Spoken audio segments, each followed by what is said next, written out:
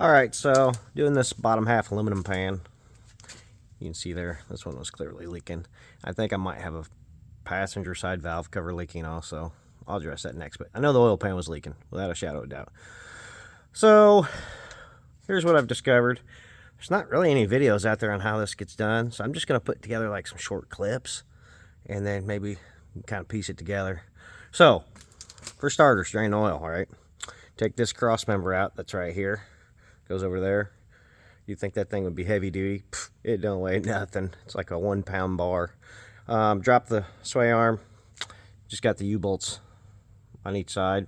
Drop that down. And then go around and get all the 8mm out. There is a couple tough ones. And they're up there above the front differential if you got full drive. So dropped the mounting bolt there. And then there's one bolt right up here. And they put the catalytic converter right there in the way, but I got it. And then you're able to actually, you can see that thing's tilted to the right side of the truck and kind of rolled it down. So I've got the pan loose. So this is kind of the first step. I'll be honest with you, it's a little harder than I thought it was going to be. So I haven't got it out of there yet though. That's where we're going next. But I kind of just want to piece a little bit of this together as I go. And by the way, I don't edit these videos. These are on the fly. So this is where we're at. 3.5 liter EcoBoost, 90,000 miles. It's a 2018. I got on here to change my oil at 85,000. Notice I had some seepage. I change my oil every 5,000 miles. I use the Motorcraft oil, Motorcraft filter. So I think I take care of the truck pretty well. So I'll pause it here. I'll come back later. All right, I got the oil pan out there. There's the old one.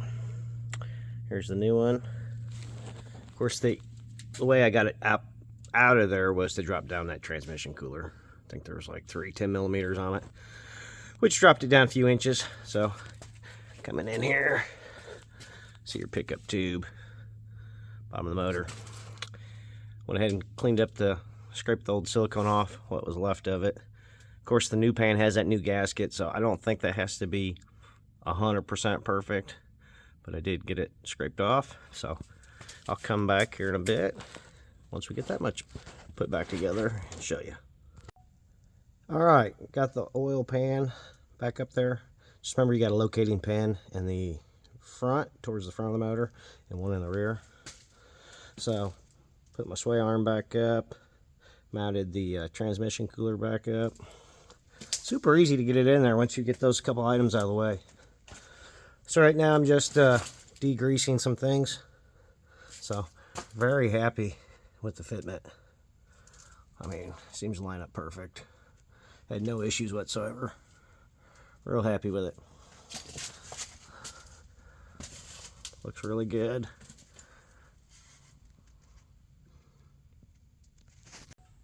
Alright, coming back here. So got it all back up in there, got the cross member back in, differential bolted back up. Like I said, I'm degreasing things as I go here.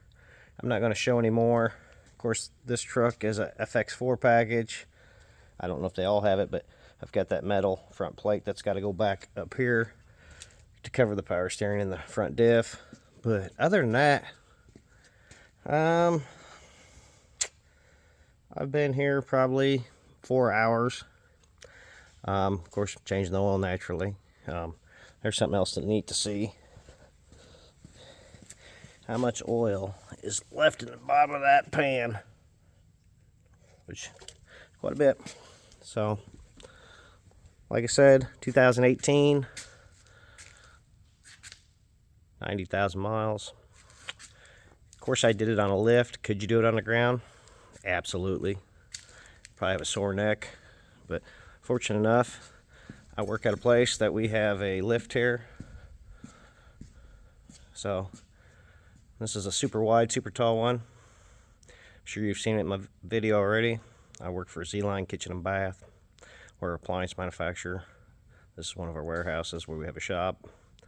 So you need some good professional style ranges, look us up, kind of plug them in. So anyhow, that's it for this. I'll get this posted up. You guys got any questions, let me know.